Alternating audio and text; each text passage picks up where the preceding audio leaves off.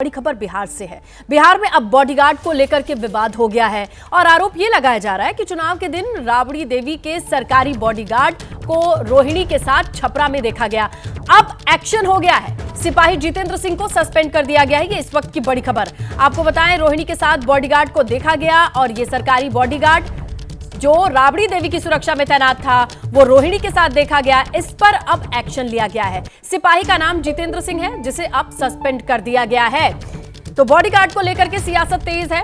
चुनाव प्रचार के दौरान रोहिणी आचार्य के साथ राबड़ी देवी का सरकारी बॉडीगार्ड देखा गया था। इस पर सवाल उठाए गए थे, आखिरकार किसकी सुरक्षा के लिए सरकारी बॉडीगार्ड को तैनात किया गया और किस वजह से वो रोहिणी आचार्य के साथ प्रचार में उनके साथ देखा गया। इसे ही देखते हुए अब एक्शन लिया गया है। इस पूरे मामले पर सिपाही जितेंद्र सिंह को सस्पेंड कर दिया गया है क्योंकि सवाल उठाया गया कि जिसके लिए अपॉइंट था ये बॉडीगार्ड वो उसके साथ ना होकर के चुनाव प्रचार में रोहिणी आचार्य के साथ क्यों देखा गया। इस पर सवाल उठाए गए और अब इस पर एक्शन भी हो गया है। छपरा में ये बॉडीगार्ड देखा गया जिसका नाम जितेंद्र सिंह, इसे सस्पेंड कर दिया गया है।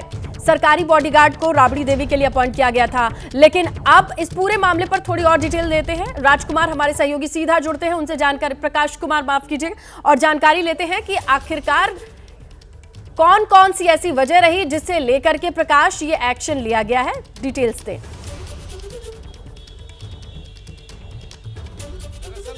जब छपरा में लोकसभा चुनाव के लिए मतदान हो रहा था तो उस दिन हंगामा हुआ था। हंगामे में ये नज़र आया था कि रोहिणी जो वहाँ से उम्मीदवार है आरजेडी की, लालू यादव की बेटी हैं, रोहिणी आचार्य एक बूथ पर पहुँची थी और उनके साथ में भोला यादव जो लालू यादव के पीए रह चुके हैं और लालू परिवार के बेहद करीबी हैं, वो साथ में थे और कुछ अंगरक्षक भी दिख रहे थे। जो बॉडीगार्ड्स दिख रहे थे उनकी पहचान की गई कि ये राबड़ी देवी के साथ थे और ये मतदान के दिन छपरा में उन रोहिणी आचार्य के साथ यानी उम्मीदवार के साथ घूम रहे थे।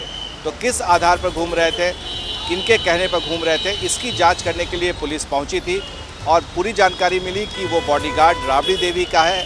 इस वजह से उसे सस्पेंड कर दिया गया है।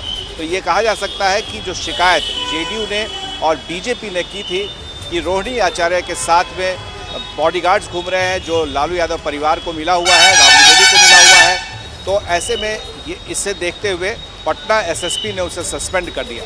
तो ये पूरा मामला है, एक तरफ गोलीकांड और दूसरी तरफ राबड़ी देवी के बॉडीगार्ड को अवैध रूप से चुनाव के दिन छपरा में रखने का आरोप ये लगा था।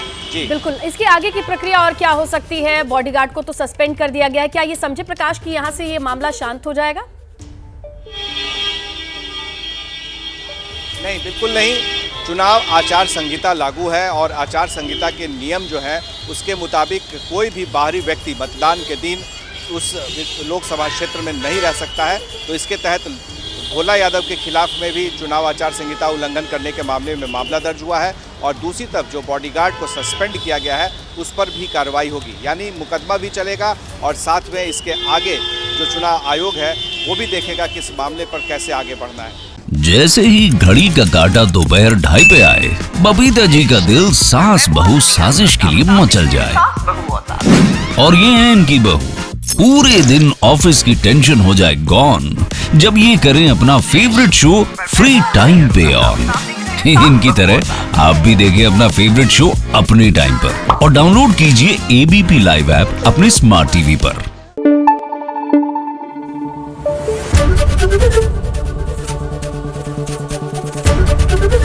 एबीपी न्यूज आपको रखे आगे।